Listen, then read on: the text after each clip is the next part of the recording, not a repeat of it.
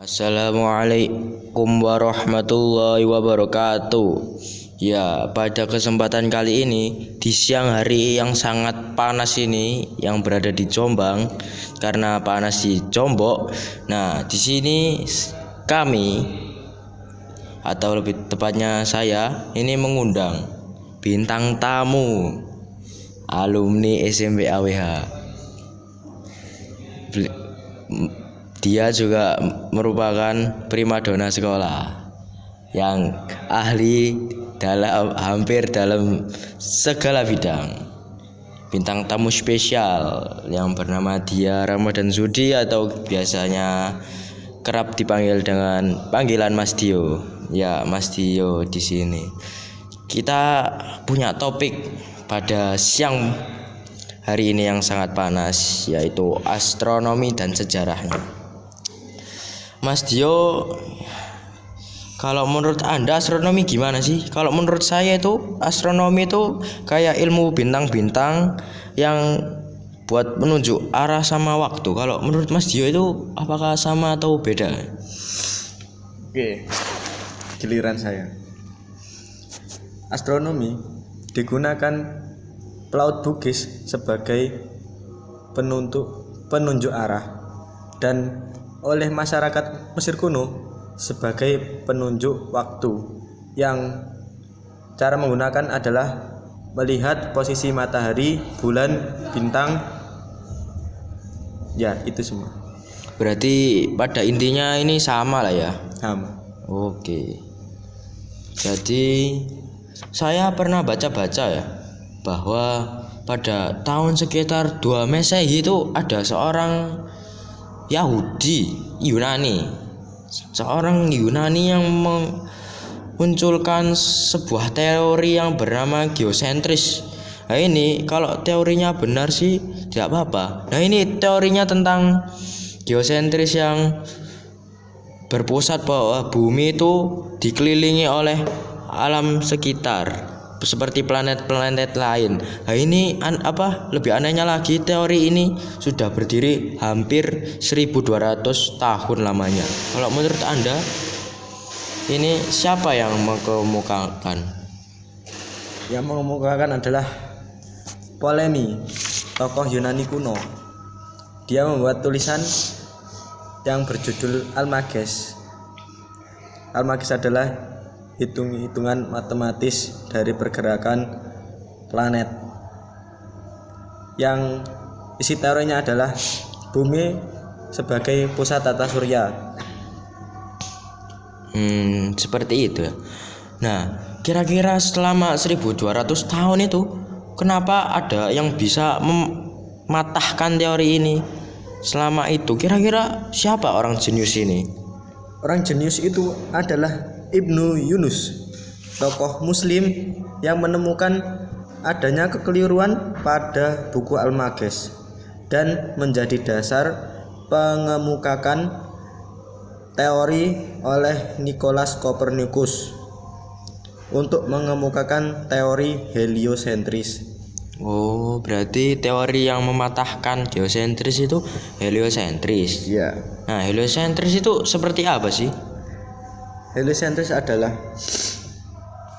teori yang sebagaimana matahari sebagai pusat tata surya, yaitu matahari dikelilingi oleh beberapa planet dan satelitnya. Ini by the way, sambil ngomong-ngomong, saya lagi penasaran sih sama Mas Dio ini. Rupanya ganteng sama banyak fansnya kan, karena primadona sekolah kan ya. Nah, kira-kira kriteria Mas Dio ini seperti apa sih? Kriteria cewek tentunya. Yang pinter. Terus. Yang peka. Oke, yang peka. Udah itu aja. Oke. Lainnya pribadi. Oh, pribadi tidak boleh dipublikasikan ya teman-teman. Nah, kalau menurut Mas Dio ini kan ada ya seorang perempuan ini juga ahli dalam ilmu astronomi kan ya. Ini bernama Maryam Al-Astu'alabi. Nah, ini tuh pembuat Astrolabi. ya Ya itu menurut ya. Nah, itu kan pembuat astrolab.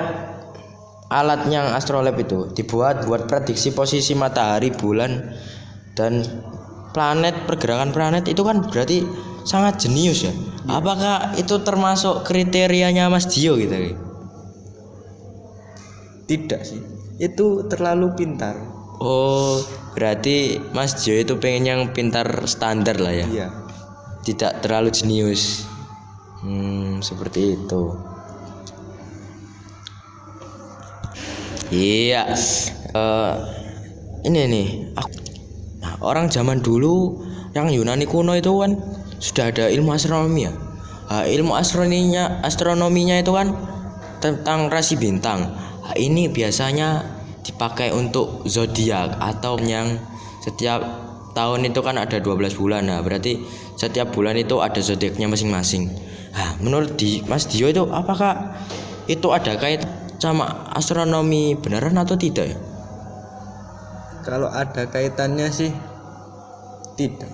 Tidak ya. Karena itu adalah kepercayaan orang Yahudi. Oh, orang itu.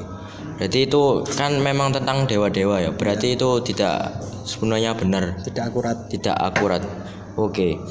Nah, kalau untuk orang Yunani kan memakai untuk zodiak kan. Nah, kalau umat Islam ini digunakan untuk apa ya? Soalnya saya dengar-dengar pada abad ke-8 sampai abad ke-13 itu Islam sangat jaya sekali ya. Itu kira-kira digunakan untuk apa saja kira-kira? Kalau pada awal mula astronomi di Islam berperan penting sebagai arah kiblat, penentuan arah kiblat, penentuan tahun Hijriah, penentuan waktu sholat.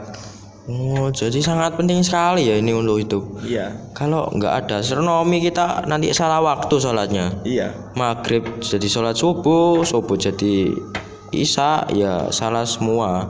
Terus kalau kira kiblat nanti malah nyasar, kita kiblatnya ke TPA, tempat pembuangan akhir ya. Oke. Jadi kira-kira pada abad segitu Eropa apakah juga mengalami masa kejayaan seperti Islam atau tidak kira-kira menurut Anda? Eropa. Ya. Perkembangan astronomi Islam mempengaruhi munculnya terobosan paling hebat, yaitu astronomi modern yang muncul pada tahun 1543 di Eropa dan dilanjutkan oleh Galileo Galilei pada tahun 1609. Orang pertama yang menggunakan teleskop untuk mengamati langit dan menemukan keberadaan titik hitam di matahari, lembah bulan, dan 4 bulan di Jupiter. Katanya rumornya Galileo Galilei ini dibunuh oleh tentara gereja dikarenakan penemuannya ini sangat bertentangan tentang agamanya, yaitu agama Kristen. Apakah benar seperti itu? Kalau menurut saya yang baca ini benar. Mungkin saja benar, tapi banyak konspirasi simpang siur di luar sana. Kalau menurut saya sih benar. Nah, kira-kira pada tahunnya Galileo Galilei ini apakah teleskop sudah ditemukan atau belum ya? Kalau menurut saya sih sudah. Kalau menurut Anda? Kalau menurut saya sudah. Galileo Galilei adalah pengembang teleskop. Jadi pengembangan teleskop dari abad sebelumnya. Berarti sangat